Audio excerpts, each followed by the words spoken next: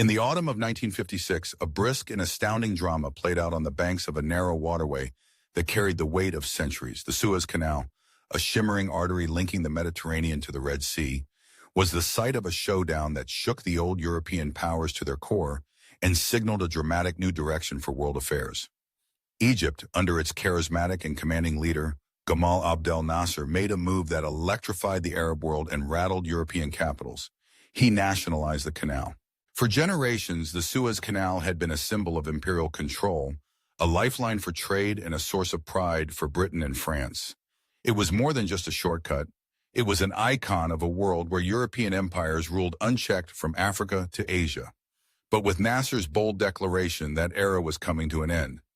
His seizure of the canal represented not only a bid for economic independence, but an emphatic declaration that Egyptians, and by extension all formerly colonized peoples, would no longer bow to foreign dominance.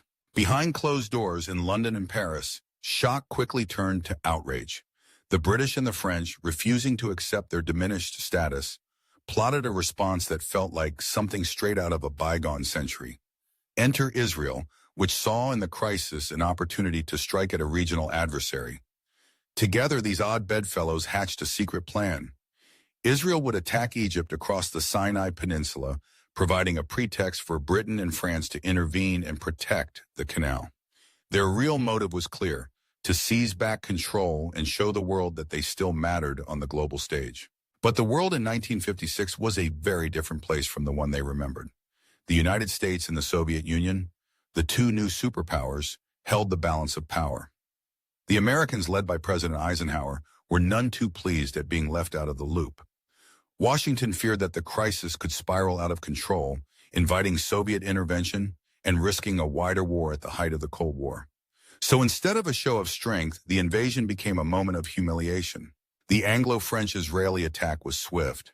Paratroopers landed, tanks rolled through the desert, and ships steamed toward the canal.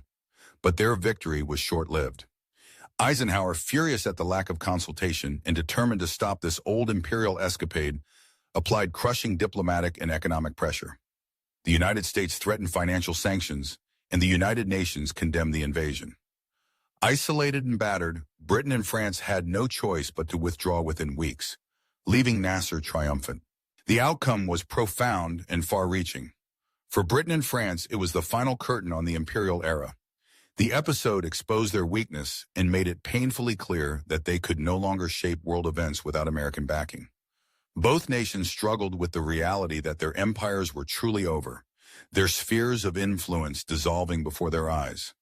Nasser emerged not only as the victor, but as a hero across the Arab world, a symbol of independence, defiance, and possibility. For historians, the Suez Crisis stands as a textbook case of misjudgment. Old powers clinging to shattered illusions, acting as though the sun still never set on their domains. Instead, they found themselves outmaneuvered, out of step with the new realities of the post-war world, and ultimately out of power.